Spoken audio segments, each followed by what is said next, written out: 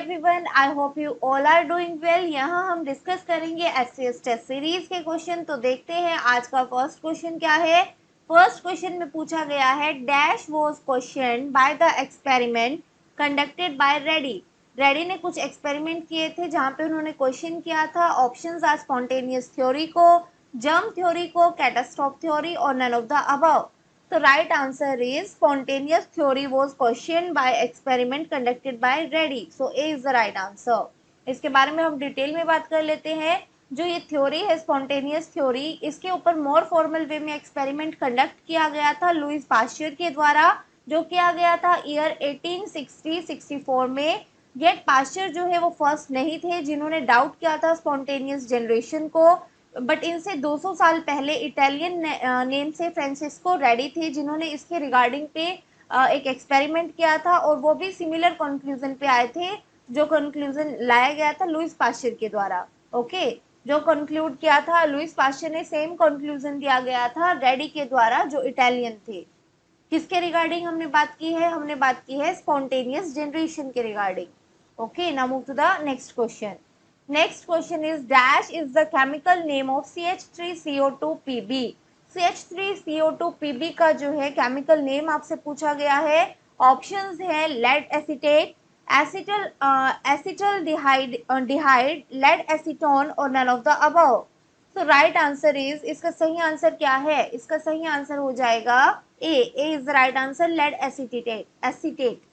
A is the right answer. Lead acetate जो है वो केमिकल नेम है CH3CO2Pb का। इसके बारे में हम डिटेल में बात कर लेते हैं। इसे दूसरे नाम से भी जाना जाता है, वो दूसरे नाम क्या क्या है वो भी हम देख लेते हैं। वो है जो Pb CH3CO2 की हम बात कर रहे हैं, इसे लेड एसीटेट भी बोला जाता है, लेड डाई एसीटेट बोला जाता है, plumbous acetate, sugar of lead, lead sugar, salt of Saturn और गोलार्ड पाउडर भी इसे बोला जाता है। ये व्हाइट कलर का क्रिस्टलाइन केमिकल कंपाउंड है जो टेस्ट में जो है स्वीट होता है। ओके, और ये किस तरह से बनता है? ये बनता है बाय ट्रीटिंग लेड, लेड को जो है ट्रीट किया जाता है with acetic acid. Okay, it is made by treating lead oxide with acidic acid. Now move to the next question. Next question is when the length of the vibrating string is half. जो vibrating string होता है उसकी अगर length को half कर दिया जाए तो जो पिच है साउंड की जो प्रोड्यूस की जाती है स्ट्रिंग के द्वारा वो क्या होगी? उस पर क्या इफेक्ट होगा? वो हाफ हो जाएगी, वो डबल होगी, या फिर वो सेम ही रहेगी, या फिर क्वाड्रपल हो जाएगी, मीन्स 4 गुना हो जाएगी। तो अगर लेंथ जो है स्ट्रिंग की वो हाफ कर दी जाएगी तो पिच जो है वो डबल हो जाता है। तो B is the right answer. Detail में हम बात कर लेते हैं क्या क्या क्या इफेक्ट होते हैं और स्ट्रिंग की लेंथ से क्या इफेक्ट पड़ता है। तो यहाँ पे देख सकते हैं कि 4 प्रॉपर्टीज होती है स्ट्रिंग की जो इफेक्ट करती है फ्रीक्वेंसी को। वो 4 प्रॉपर्टी कौन कौन सी है? वो होती है लेंथ, डायामीटर, टेंशन और डेंसिटी। ओके, स्ट्रिंग की लेंथ से भी डिफरेंस होता है, डायामीटर भी डिफरेंस क्रिएट करता है, स्ट्रिंग की टेंशन से भी जो है डिफरेंस क्रिएट होता है फ्रीक्वेंसी में, और डेंसिटी से भी होता है। और अगर हम पर्टिकुलरली लेंथ की बात करें तो जो लेंथ है स्ट्रिंग की अगर वो चेंज की जाती है then it will vibrate with a different frequency. तो वो डिफरेंट फ्रीक्वेंसी पे जो है वाइब्रेट करता है। शॉर्टर स्ट्रिंग जो होती है उनकी हायर फ्रीक्वेंसी होती है, देयरफॉर हायर फ्रीक्वेंसी है तो हायर पिच होगी क्योंकि ये डायरेक्टली प्रोपोर्शनल होते हैं। Frequency is directly proportional to the pitch. Okay, now move to the next question. Next question is the concept of root pressure was proposed by root pressure जो है इसका concept किसके द्वारा दिया गया था? Options are Stephen Hales, Sachs, Dixon और Joly. So the right answer is root pressure का कॉन्सेप्ट दिया गया था स्टेफन हिल्स के द्वारा। So A is the right answer. Detail में हम बात कर लेते हैं। जो स्टेन हिल्स हैं इन्होंने कॉइन किया था टर्म रूट प्रेशर को, और इन्होंने रूट प्रेशर को डिस्क्राइब किया था कि ये एक हाइड्रोस्टैटिक प्रेशर होता है जो डेवलप होता है रूट्स में। किस वजह से डेवलप होता है?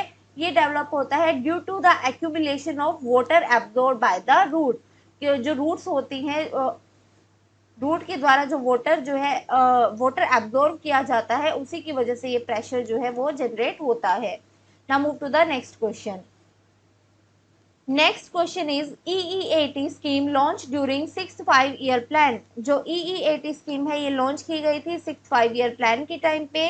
तो इसके बारे में कुछ स्टेटमेंट दी गई है और उसी के रिगार्डिंग आपको बताना है। फर्स्ट जो ऑप्शन दिया गया है वो दिया गया है, जो EEAT स्कीम है ये लॉन्च की गई थी, इसका पर्पस था प्रमोट करना environmental awareness among all sector of the society में जितने भी सेक्टर हैं उनके अमंग में जो है इन्वायरमेंटल के रिगार्डिंग जो है अवेयरनेस फैलाना था।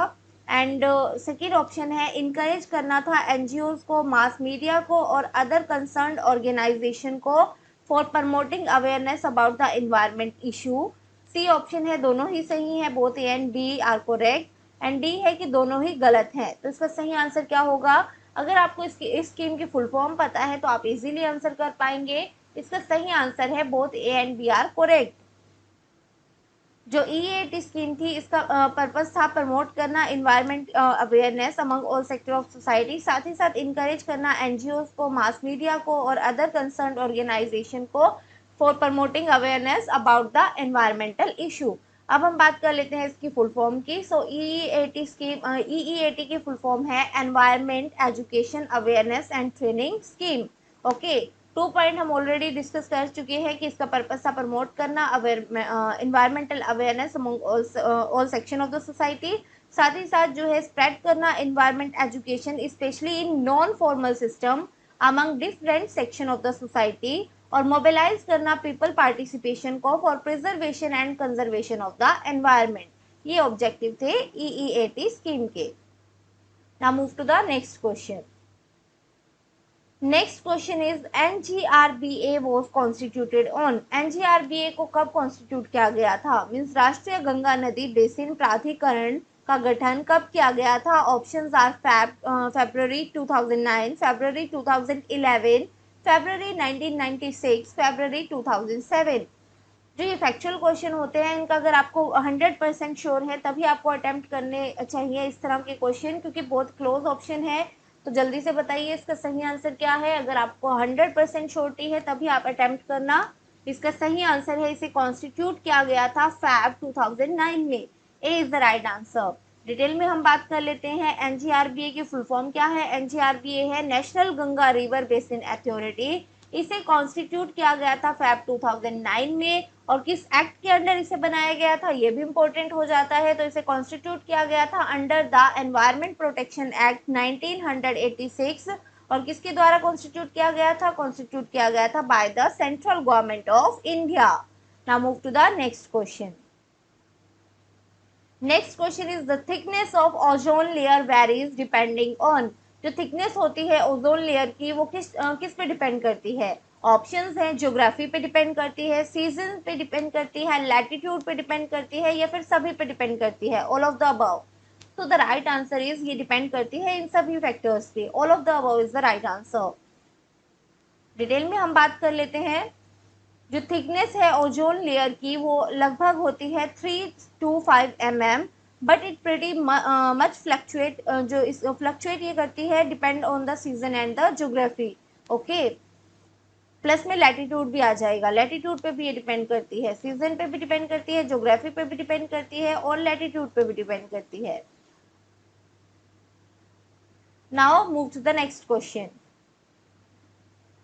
Next question is Asia's first vulture conservation breeding centre was opened at. Asia का पहला पूछा गया है, एशिया का पहला वल्चर कंजर्वेशन ब्रीडिंग सेंटर जो है वो कहाँ पे ओपन हुआ था? ऑप्शंस आर गुवाहाटी, हरियाणा, वेस्ट बंगाल और none of the above. Guwahati में हुआ था, हरियाणा में, वेस्ट बंगाल में, या इनमें से कोई भी नहीं। तो इसका सही आंसर है first vulture conservation breeding centre open हुआ था हरियाणा में। D is the right answer.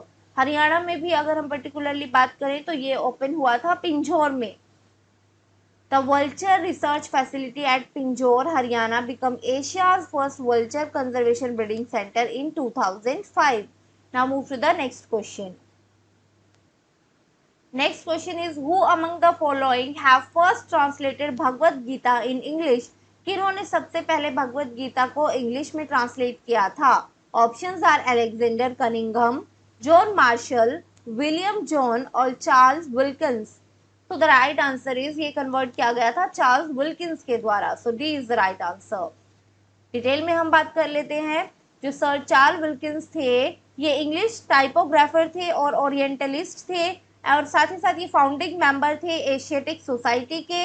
And he is notable at the first translator of Bhagavad Gita into English. इन्हें जाना जाता है कि सबसे पहले इन्होंने भगवत गीता को ट्रांसलेट किया था इंग्लिश में। एंड देन इन 1788 में विल्किंस जो है वो इलेक्ट हुए थे as member of the royal society. Okay, दोबारा देख लेते हैं हम। ये इंग्लिश टाइपोग्राफर थे, ओरिएंटलिस्ट थे, साथ ही साथ ये फाउंडिंग मेंबर थे एशियाटिक सोसाइटी के। तो इस स्टेटमेंट के फॉर्म में भी पूछा जा सकता है कि ये जो है एशियाटिक सोसाइटी के फाउंडिंग मेंबर थे। साथ ही साथ कि सेकंड स्टेटमेंट में पूछा जा सकता है कि भगवत गीता को इंग्लिश में सबसे पहले इन्होंने ट्रांसलेट किया था। देन थर्ड स्टेटमेंट में पूछा जा सकता है कि इन 1788 में विल्किंस जो है वो इलेक्ट हुए थे as the member of Royal Society. तो ये तीनों स्टेटमेंट इनके रिगार्डिंग सही हो जाएंगी। Now move to the next question. Next question is which of the virus is found by ARPANET. ARPANET के द्वारा किस विषाणु की खोज की गई थी? Options are Sasser, Creeper, Elk Cloner और Melissa. So the right answer is Creeper. B is the right answer. इसके बारे में डिटेल में हम बात कर लेते हैं। जो फर्स्ट वायरस है जिसे डिटेक्ट किया गया था उसे बोला गया था Creeper and was found by ARPANET. ARPANET ने इसे फाउंड किया था which was predecessor to the internet. Okay, internet का प्रीडिसेसर था एर्पानेट। और जो वायरस है ये किसके द्वारा डेवलप किया गया था, मीन्स किसके द्वारा लिखा गया था? ये रिटन बाय बॉब थॉमस। और कब? 1971 में। और इसका यूज किया गया था to infect DEC PDP-10 computers जो that run the 10x operating system. Okay, अब दोबारा से हम देख लेते हैं। जो फर्स्ट वायरस है उसे डिटेक्ट किया गया था किसके द्वारा? जो डिटेक्ट किया गया था इसका नाम था क्रीपर, और इसे फाउंड किया गया था अर्पानेट के द्वारा। अर्पानेट की अगर हम बात करें तो अर्पानेट जो है वो प्रेडिसेसर था इंटरनेट का।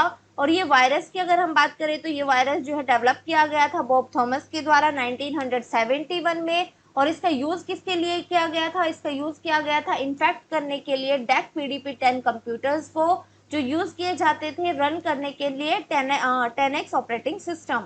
ओके, उसके बाद हम बात कर लेते हैं एलेक क्लोनर की। एलेक क्लोनर जो है ये लिखा गया था एक 15 साल के बच्चे के द्वारा, और इसे डिजाइन किया गया था इन्फेक्ट करने के लिए एप्पल सेकंड कंप्यूटर्स को। और कब किया गया था? 1982 में। एल्क क्लोनर जो है वो ended up being responsible for the first large scale computer virus outbreak. Okay, तो हमने दो वायरसेस के बारे में जाना, क्रीपर के बारे में और एल्क क्लोनर के बारे में। Now move to the next question. Next question is which village of Haryana has become the first wifi village of Haryana. Haryana का कौन सा गांव हरियाणा का पहला वाईफाई गांव बन गया? ऑप्शंस आर खाराखेरी, बैरी, जुगलान और Dhansu. So the right answer is Juglan. C is the right answer.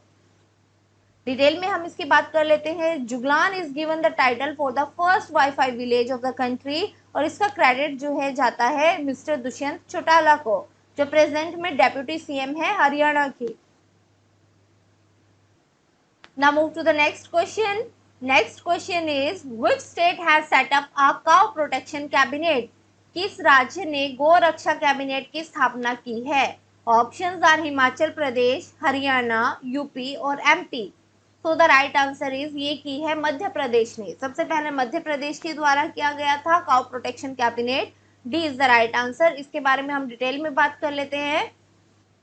Madhya Pradesh government ने डिसाइड किया है to set up a gau cabinet for the protection and promotion of the cattle. Now move to the next question. Next question is Gurudwara Neem Sahib is situated at which district of Haryana. Gurudwara Neem Sahib जो है वो हरियाणा के किस जिले में आता है? ऑप्शंस है करनाल, कैथल, कुरुक्षेत्र और Yamunanagar. So the right answer is, ये आता है कैथल डिस्ट्रिक्ट में। B is the right answer. इसके एक्सप्लेनेशन हम देख लेते हैं। जो गुरुद्वारा है ये किसको डेडिकेटेड है? ये डेडिकेटेड है 9th गुरु को। 9th गुरु कौन थे? ये थे गुरु तेग बहादुर साहिब जी। और इसका नाम नीम के नाम पे क्यों है ये भी बताइए अगर आपको पता है। नीम साहिब गुरुद्वारा इसे क्यों बोला जाता है? क्योंकि माना जाता है जो गुरु है 9th गुरु गुरु तेग बहादुर साहिब जी, इन्होंने यहाँ पे नीम के पेड़ के नीचे मेडिटेशन किया था। उसी नाम पे जो है नीम के पेड़ के नाम पे ही इसका नाम पड़ा है Gurudwara Neem Sahib. Now move to the next question. Next question is Five Eyes and intelligence alliance comprising. Five Eyes एक इंटेलिजेंस अलायंस था, ये इसमें कौन कौन सी कंट्रीज आती हैं? ऑप्शंस हैं ऑस्ट्रेलिया, न्यूजीलैंड, जापान और यूएस। तो इसका सही आंसर हो जाएगा, इसमें जापान नहीं आता है, इसमें आता है ऑस्ट्रेलिया, न्यूजीलैंड और US. 1, 2 and 4 C is the right answer. यहाँ पे आप देख सकते हैं जो फाइव आई अलायंस के बारे में हम बात कर लेते हैं। जो फाइव आई अलायंस है ये एक इंटेलिजेंस शेयरिंग अरेंजमेंट था, किस किस के बीच में? फाइव इंग्लिश स्पीकिंग डेमोक्रेसीज के बीच में। ओके आपको पता ही है इन फाइव कंट्रीज की लैंग्वेज इंग्लिश है और ये डेमोक्रेटिक कंट्री है, इन्हीं के बीच में ये इंटेलिजेंस शेयरिंग अरेंजमेंट है जिसका नाम है फाइव आईज अलायंस।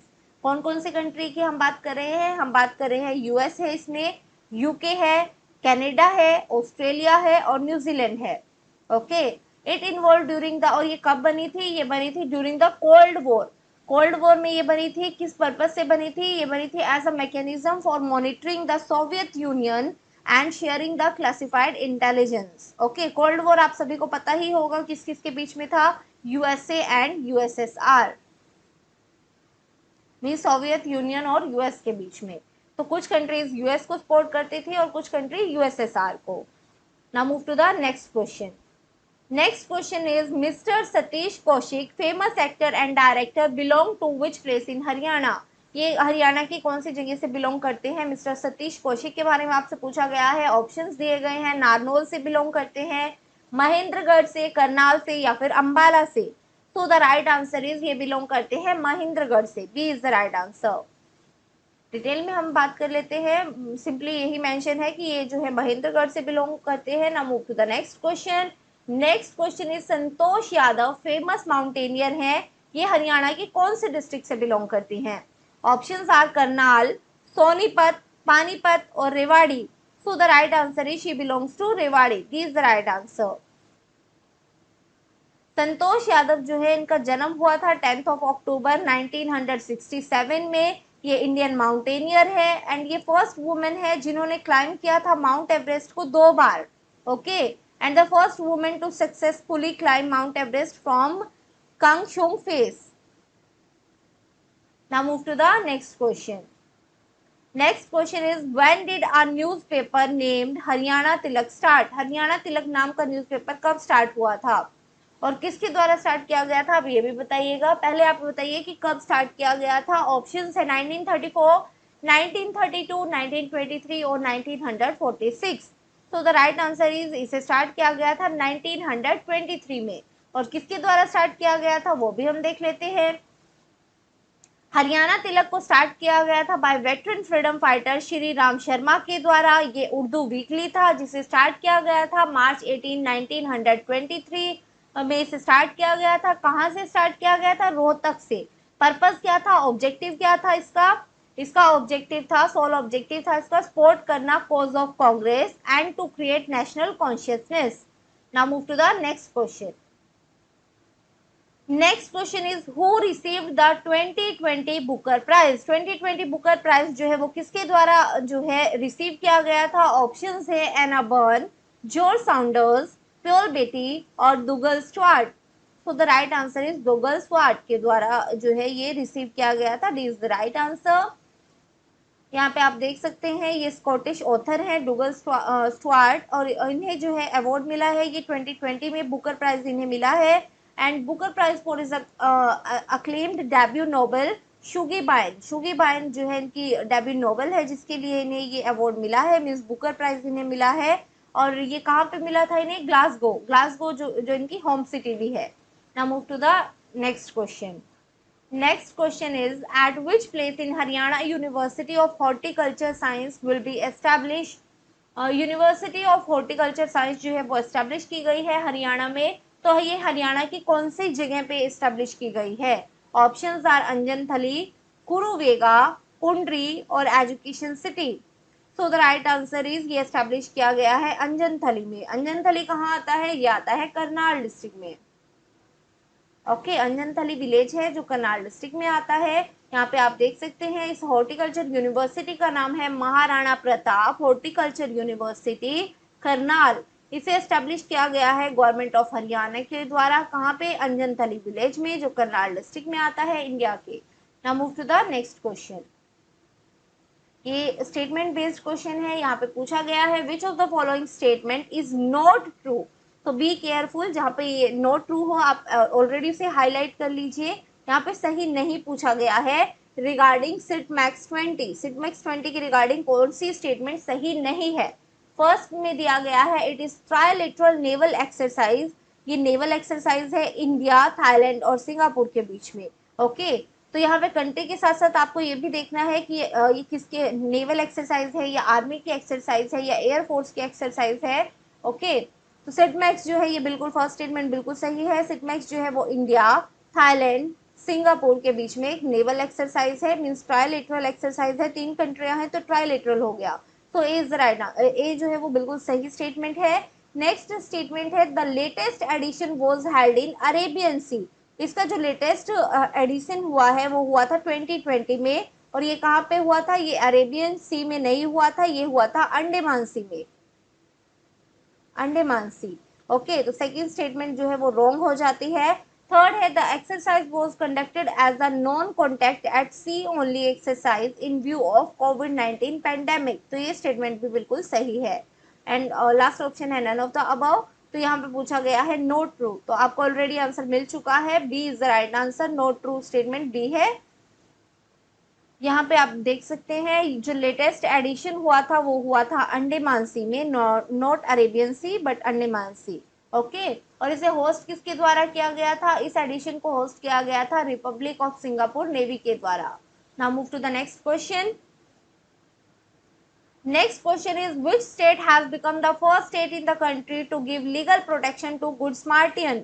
कौन सा राज्य अच्छे स्मार्टियन को कानूनी संरक्षण देने वाला भारत का पहला राज्य बन गया? ऑप्शंस आर आंध्र प्रदेश, तेलंगाना, केरला और कर्नाटका। सो the right answer is Karnataka. D is the right answer. Karnataka जो है वो ऐसा फर्स्ट स्टेट बना है जिसने लीगल प्रोटेक्शन दिया है गुड स्मार्टियंस को। डिटेल में हम इसके बारे में बात कर लेते हैं। इंडिया का फर्स्ट बिल जो देगा legal protection to good Samaritans, ये लाया गया है कर्नाटका में। जो हेल्प गुड स्मार्टियन किसके लिए बोला गया है? उनके लिए बोला गया है जो हेल्प करेंगे एक्सीडेंट विक्टिम्स की। And has been given assent, इसे असेंट भी दे दिया गया था प्रेसिडेंट रामनाथ कोविंद के द्वारा। With the good samaritan and medical professional protection and regulation during emergency situation bill 2016, ये इस बिल का नाम है। और ऐसा करने के बाद कर्नाटका जो है फर्स्ट स्टेट बना इंडिया का जो इम्प्लीमेंट करेगा इस तरह के लॉ को। और जो लेजिस्लेशन है उसका एम क्या है? उसका एम है प्रोवाइड करना लीगल प्रोटेक्शन उन ऑर्डिनरी सिटीजन्स को जो हेल्प करना चाहते हैं और हेल्प नहीं करते हैं इसी हेजिटेशन में कि वो जो है कि उनके ऊपर भी आ सकता है केस। ओके, तो इसीलिए ये लॉ लाया गया है, so that they step forward without hesitation and help the accident victims and get them to the nearest medical facility within the golden hours। तो यहाँ से एक क्वेश्चन और अराइज होता है कि गोल्डन आवर क्या होता है? गोल्डन आवर जो है ये एक मेडिकल टर्म है। ये जो फर्स्ट आवर होता है, मीन्स इनिशियली जब कोई एक्सीडेंट होता है वो उसका फर्स्ट आवर जो है काफी क्रूशियल होता है, उसी आवर को जो है गोल्डन आवर बोला जाता है। Okay, is the first hour following a traumatic injury during which medical attention is very crucial. Now move to the next question. Next question is which Indian state has launched an Abhyayam mobile phone application? किस भारतीय राज्य ने Abhayam mobile phone application launch किया है? Options are Madhya Pradesh, Kerala, Andhra Pradesh और Uttar Pradesh. So the right answer is ये app जो है लॉन्च किया गया है आंध्र प्रदेश स्टेट के द्वारा। सो सी इज द राइट आंसर। यहाँ पे आप डिटेल में देख सकते हैं आंध्र प्रदेश गवर्नमेंट ने लॉन्च किया है अभ्यम। अभ्यम मोबाइल फोन एप्लीकेशन है जो हेल्प करेगी वुमेन की और चिल्ड्रन के जो ट्रैवल करते हैं टैक्सी से या ऑटो रिक्शा से to raise an alarm in case of any emergency. Now move to the next question. Next question is Shanti Swarup Bhatnagar prize is associated with which of the following field? Shanti Swarup Bhatnagar पुरस्कार निम्नलिखित में से किस क्षेत्र से जुड़ा है? Options are science and technology, sports, dance और music. So the right answer is, ये आप सभी को पता होगा, काफी न्यूज में भी रहता है, शांति स्वरूप भटनागर प्राइज जो है ये एसोसिएटेड है साइंस एंड टेक्नोलॉजी से। तो इज द राइट आंसर। ये अवार्ड जो है, the award is name after the founder and director of council of scientific and industrial research, late doctor Shri Shanti Swarup Bhatnagar, and is known as the Shanti Swarup Bhatnagar prize for science and technology. ये prize जो है हर साल दिया जाता है, each year, for outstanding contribution to science and technology. Okay, तो यहाँ से आपको ये भी पता चल गया कि जो फाउंडर थे, डायरेक्टर थे council of scientific and industrial research के, वो कौन थे? वो थे शांति स्वरूप भटनागर। इन्हीं के नाम पे ये प्राइज दिया जाता है। Now move to the next question. Next question is, who among the following constructed the Brihadeeswara temple at Tanjore. Tanjore में बृंदेश्वरा टेम्पल जो है वो किसके द्वारा बनवाया गया है? Options are Rajendra first, Raja Raja Chola first, Parantaka Chola first, और नन ऑफ दीज। तो इसका सही आंसर हो जाएगा, ये बनाया गया है राजा राजा चोला फर्स्ट के द्वारा। B is the right answer. Detail में हम बात कर लेते हैं, काफी इंपॉर्टेंट है। मैंने आपको ऑलरेडी बोला था कि जो यूनेस्को वर्ल्ड हेरिटेज साइट में आती हैं वो सारी चीजें जो है काफी इंपॉर्टेंट हो जाती है। इसका जो है स्ट्रक्चर भी काफी इंपॉर्टेंट हो जाता है, मीन्स आर्किटेक्चर जो है वो भी काफी इंपॉर्टेंट है। ओके, ये किसके द्वारा बनवाया गया था? ये बनवाया गया था राजा राजा चोला फर्स्ट के द्वारा। किसकी हम बात कर रहे हैं? हम बात कर रहे हैं बृहदेश्वरा टेम्पल की, जो बनवाया गया था तंजौर में। कब बनवाया गया था? इसे बनवाया गया था इन द ईयर 1010 सीई में। और ये जो टेम्पल है ये पार्ट है यूनेस्को वर्ल्ड हेरिटेज साइट का, और इसे जो है ग्रेट लिविंग चोला टेम्पल के नाम से भी जाना जाता है, along with another two, that is Gangai कोंडा चोलापुरम और एरवतेश्वरा टेम्पल। ये तीन टेम्पल को मिलके बोला जाता है ग्रेट लिविंग चोला टेम्पल। तीन टेम्पल कौन कौन? बृहदेश्वरा टेम्पल, गंगई कोंडा चोलापुरम टेम्पल और एरवतेश्वरा टेम्पल। ओके, तो ये जो है चोला टेम्पल्स हैं, great living Chola temples. Now move to the next question. Next ये आज का हमारा लास्ट क्वेश्चन है। यहाँ पे पूछा गया है, who among the following took the title Sikandar e Sani. निम्नलिखित में से किसने सिकंदर ए शानी शीर्षक लिया था? ऑप्शंस आर जलालुद्दीन खिलजी, अलाउद्दीन खिलजी, कुतुबुद्दीन मुबारक शाह, और none of them. So the right answer is Alauddin Khilji. B is the right answer. Detail में हम इसके बारे में बात कर लेते हैं। अलाउद्दीन खिलजी जो है ये मिलिट्रिस्ट थे और इंपीरियलिस्ट थे to the core, and he was very ambitious, बहुत ज़्यादा एम्बिशियस भी ये थे। अलाउद्दीन जो इनका ओरिजिनल नेम था अली गुरशाप। अली गुरशाप जो है ये इनका ओरिजिनल नेम था, और इन्होंने एज्यूम किया था टाइटल ऑफ सिकंदर शानी। सिकंदर शानी का मतलब क्या है? Alexander the second. And proclaim किया था दिल्ली को एज दर उल खलीफा। दर उल खलीफा मतलब सीट ऑफ खलीफेट। ओके, तो इसमें से क्वेश्चन बन सकते हैं, स्टेटमेंट के फॉर्म में भी बन सकते हैं, तो ये काफी इंपॉर्टेंट इन्फॉर्मेशन है। ओके, एक तो इनका ओरिजिनल नेम अली गुरशाप था, और सेकंड इन्होंने टाइटल लिया था सिकंदर शानी का, जिसका मतलब है अलेक्जेंडर द सेकेंड। साथ ही साथ इन्होंने दिल्ली को प्रोक्लेम किया था दर उल खिलाफा, खलीफा के नाम से, मीन्स सीट ऑफ खलीफेट। तो आज के लिए इतना ही। I hope you like the video. Thank you very much. Bye bye and take care.